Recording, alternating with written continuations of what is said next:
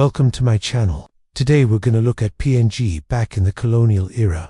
Prior to European colonization, the indigenous people of Papua New Guinea are believed to have first arrived on the island around 60,000 years ago.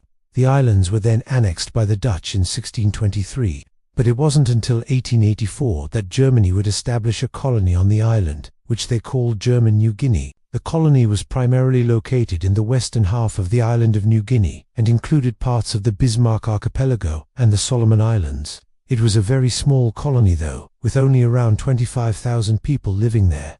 In 1914, during World War I, Australia would occupy German New Guinea after fighting off the Germans in the area. After the war, the territory would be placed under Australian control as a League of Nations mandate, which we today call a trust territory, and the Japanese would invade and occupy the territory in 1942. But 2 years later, the Australians would take it back. Following the war, the UN would place the territory under a new Australian administration as a UN trust territory, with the goal of the Australian government to eventually grant independence to the people of Papua New Guinea. However, it wouldn't be for another 30 years that this would happen. During the 1950s and 60s, the Australian government made significant investments into the territory's infrastructure, including building roads, schools and hospitals. They also introduced a new currency, the Papua New Guinea ta. By the 1970s, the people of Papua New Guinea had become increasingly restless under Australian rule and were pushing for full independence.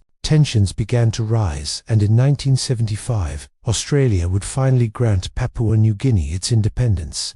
Colonialism has left a lasting impact on Papua New Guinea, both positive and negative. On one hand, the country gained infrastructure, education, and healthcare facilities that wouldn't have been possible without the colonial investments. But on the other hand, the country's wealth is distributed unevenly, with many of the resources being controlled by foreign companies. Despite this, Papua New Guinea is a beautiful country with a rich culture and history.